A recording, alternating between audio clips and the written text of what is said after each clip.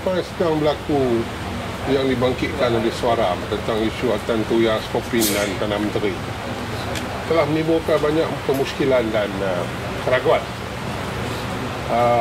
Sekarang ni kita dah lihat dan nampak fakta-fakta yang menunjukkan bahawa jelas Suaram telah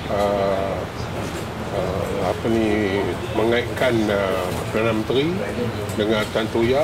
Isu Skopin adalah satu pendustaan dan pembohongan. Pertama sekali yang saya bagi contoh tadi ialah di mana mereka menyatakan Atan Tuya ni sebagai kononnya sebagai interpreter. Tapi kita tahu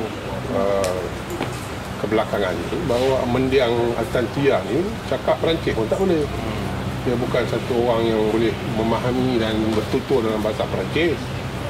Dan kalau nak jadi interpreter dengan Perancis, mestilah cakap Perancis. Yang kedua, dia pun tak pernah pergi ke negara Perancis. Dan ini pun telah terbukti dengan kenyataan oleh immigration Perancis, di mana tidak ada rekod langsung Atan Tuya masuk ke negara Perancis antara tahun 99 ke 2006. Jadi ini telah menunjukkan satu permainan reka cipta yang Suaram menengahkan. Dan ketiga ialah saya katakan lebih awal ialah Razak Baginda telah mengenal Atan Tuya ni, mendiang Atan Tuya pada tahun 2004.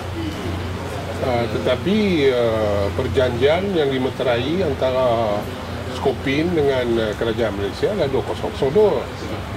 Dan Razak Baginda pun dalam kenyataannya memang mengaku ada hubungan dengan Atan Tuya. Tapi 2004. Jadi tak mungkin kalau kita nak kaitkan Atan Tuya dengan Skopin dan nak kaitkan Najib dengan Atan Tuya. Atan Tuya dengan hubungan dengan Razak Baginda tu peribadi mereka. Bila yang menyatakan Najib terlibat, bukti tak ada. Yang kita nak dengar ada kononnya ada gambar yang diambil di Paris.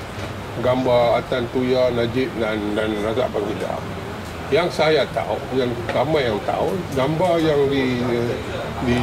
dipapar ialah gambar yang di cut and paste ataupun superimpose ataupun doctored oleh YB Batu. Masa tu dia belum jadi YB lagi lah. Tapi orang macam ni boleh buat satu rekaan dan dipermainkan dalam blog-blog dan banyak media. Tapi yang saya heran apa tindakan pun tidak diambil.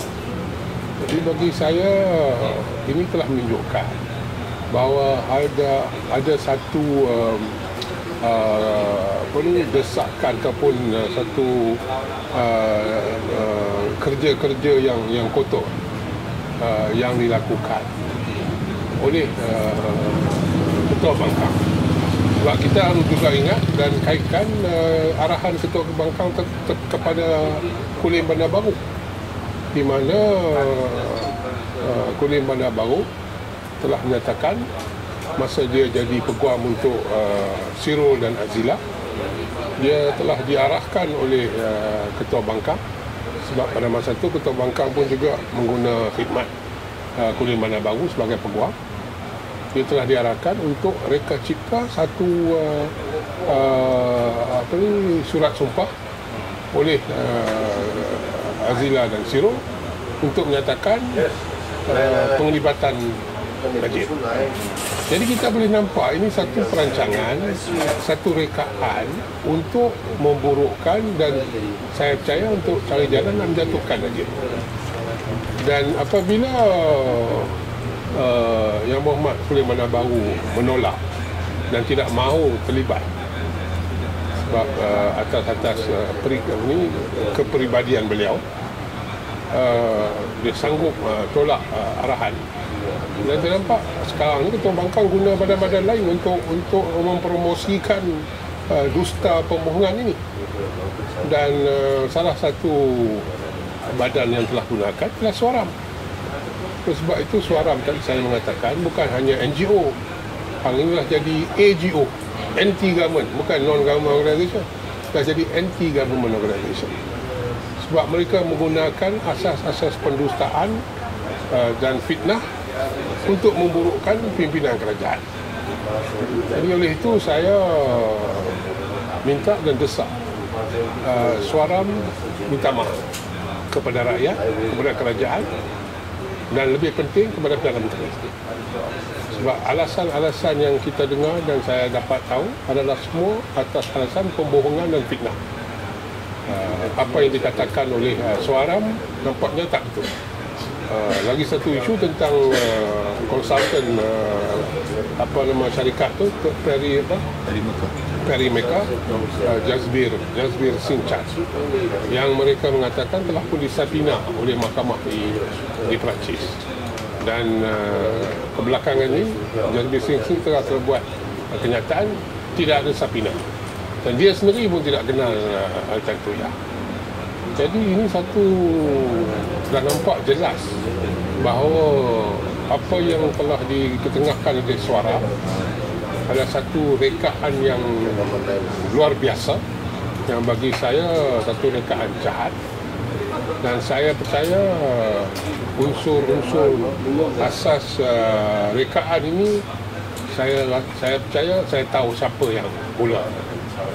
Oleh itu saya minta lah, seperti saya katakan tadi, Suaram minta maaf kepada rakyat, kepada kerajaan dan juga Perdana Menteri. Dan juga saya nak tanya Suaram, mengatur program di Perancis ni dengan mengatur tribunal dan mengenai mahkamah dengan peguam perlu satu dana yang besar. Dan saya nak tanya Suaram, mana dana itu datang? Adakah dia datang daripada Ketua Bangkang yang telah jelas dan terbukti bahawa beliau telah mengarah cerita ini untuk direka cipta? Jadi kalau dia sanggup mengarah Zulkifli Nordin untuk reka cipta, saya yakin juga mungkin dia boleh membayari program ini di Perancis.